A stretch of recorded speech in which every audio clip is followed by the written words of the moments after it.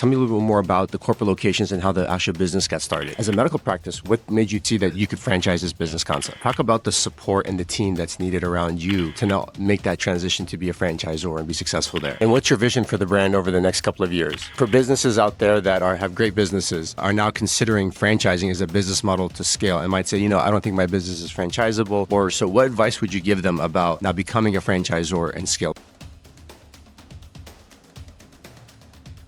All right, we're here at the IFA convention, and could you please introduce yourself for us? Jordan Coates from Smithfield, North Carolina. Audiology practice franchise, brand new, just filed the FDD recently. We do hearing tests, hearing aids, testing for balance. We do cochlear implant. Feel like we got a pretty good concept. Got a couple of corporate locations, so we're starting the franchise process. Incredible. So before you started the franchise, tell me a little bit more about the corporate locations and how the actual business got started. We've been open 6 years. We opened in 2019. We had one pretty good year before COVID and actually continued to grow through COVID. We just found a real need in our area, and audiology is a real underserved medical need in most places. And so what we found was our business model of putting patients first, taking care of patients, and then making sure we hire really good employees that care about people, even if that means having to pay the employees a little bit more. That business model has just seemed to work. We do some innovative things in terms of pricing to make sure that price is not an issue when it comes to hearing aids, because most insurances don't cover it. But we're a medical practice first. We do file insurance. We make sure the testing and diagnostic things are medical in nature, and then of course there's the retail side of the hearing aids where a lot of the revenue comes from, but that's only recommended if it's needed. There's no hard sales tactics. I think it's proven to be successful and it helped a lot of folks. That's incredible. So this is a medical practice first. How did you come up and think that you could actually franchise this and turn this into a franchise? Tell us about kind of that process, because normally you typically hear about franchising, people think about, it has to be food and beverage and McDonald's and all that. As a medical practice, what made you see that you could franchise this business concept? Audiologists they've got their doctor. In their entire 8 years of training, they have one business class, and it's a private practice class. It's usually taught by somebody that's not a private practice owner. So if you want to own in private practice, you either have to hire somebody that knows what they're doing business-wise and management-wise, or do like my wife did, marry somebody like me who's got a business background. But outside of that, they just don't know how to run businesses, just like anybody coming out of school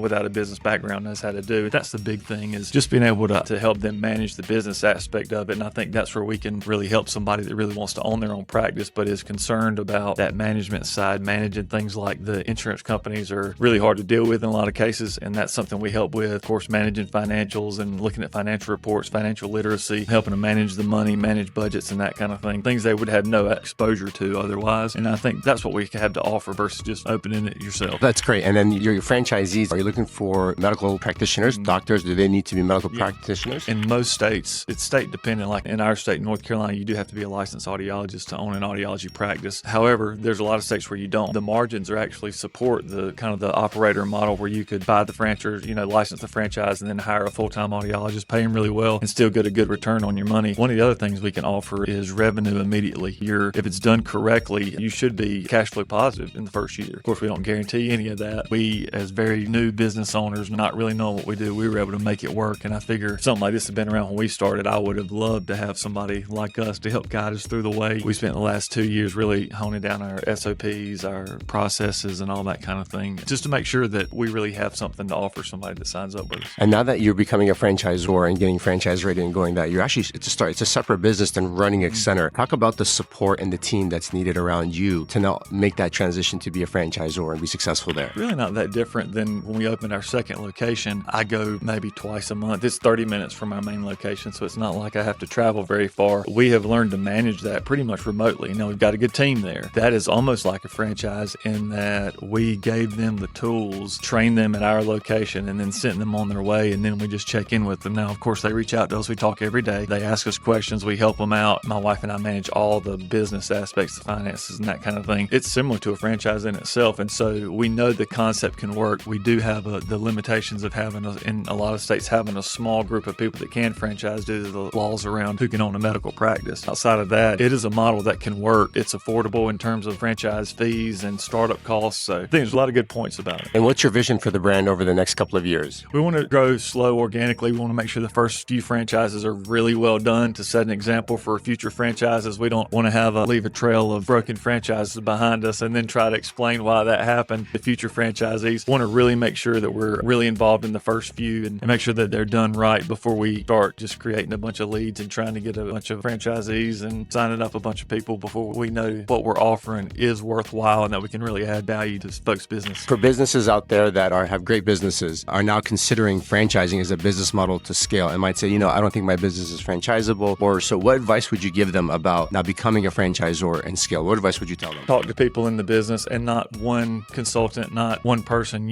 Coming to IFA is great. There's just unlimited people here from all stages, from Wingstop with 3,000 locations and billions in revenue per year to people like us that are just starting out or even just exploring. This community is very willing to answer questions, very willing to help out, and that is very helpful. You can talk to franchise attorneys in particular, not just a general attorney, tend to be really good in terms of having experience, not just on the law side, but seeing what works and what doesn't, and they can help.